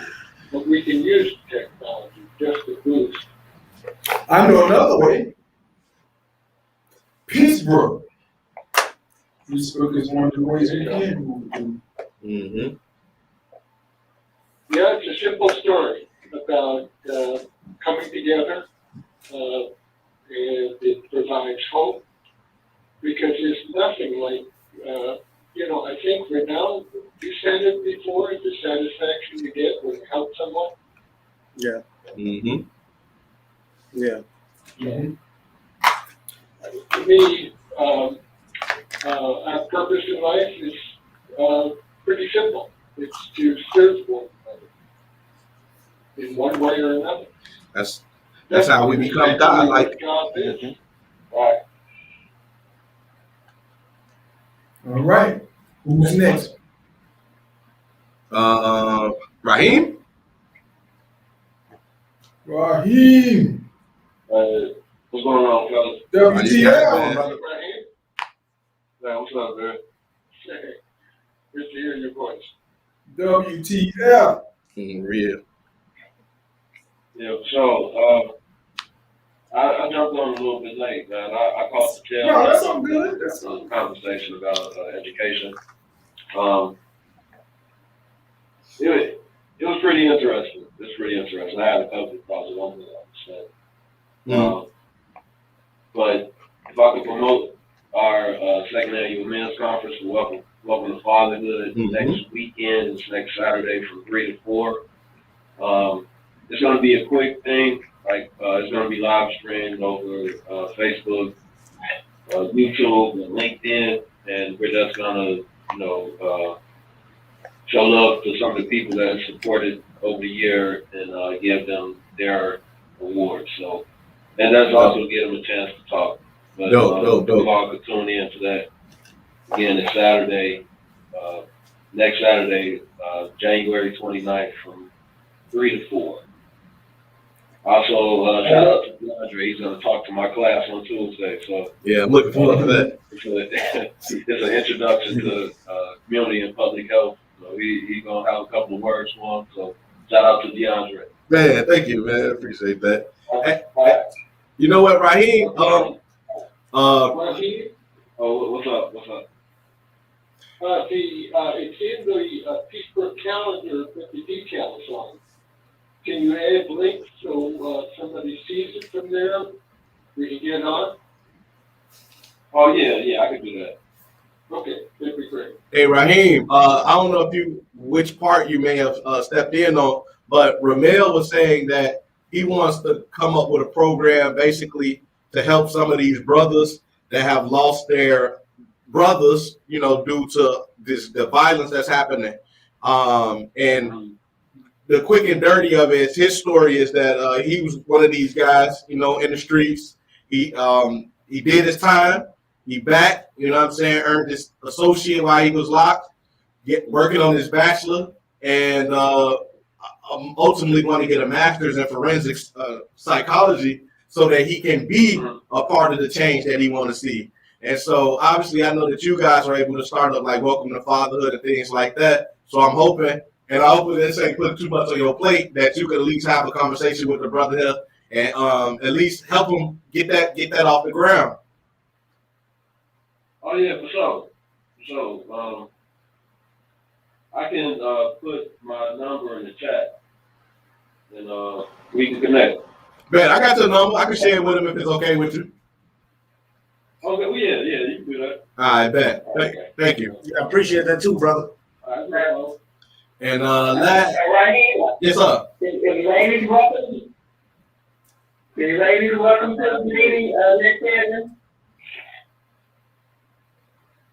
I'm sorry, can you repeat that? I'm sorry. I said, are ladies welcome to this meeting next Saturday? Oh yeah. Ladies are welcome. Oh, okay. Let's go. And last we got Tamika. Hello.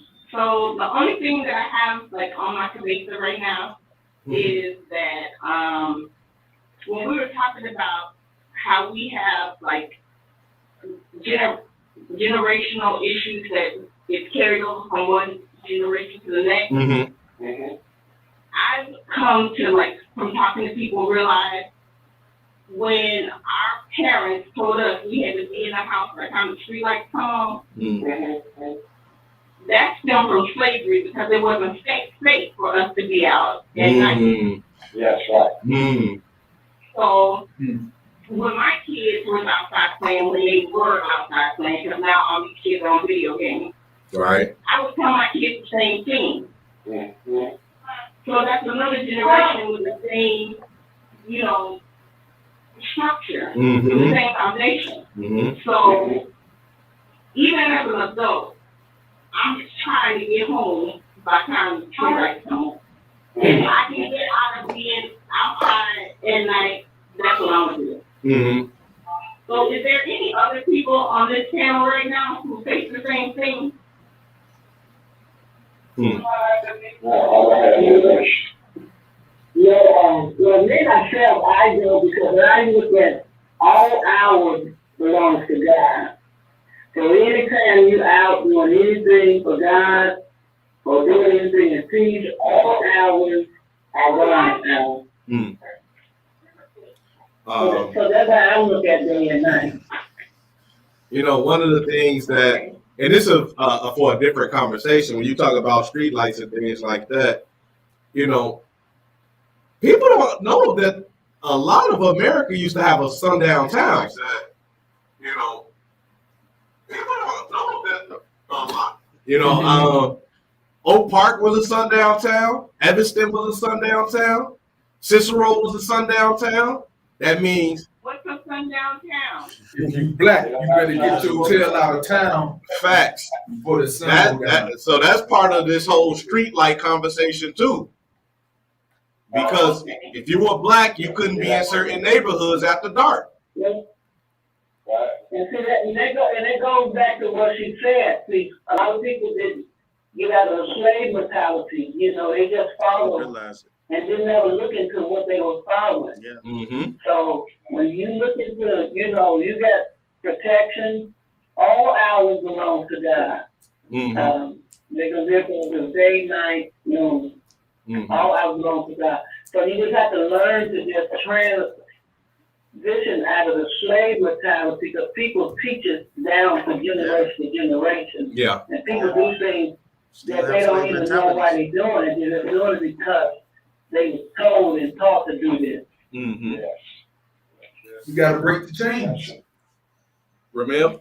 Yeah, I want to say two things. First, I want to say, anytime y'all got anybody that's dealing with mental health, please don't send them to a facility and don't call the police. Send them to the Renaissance living room.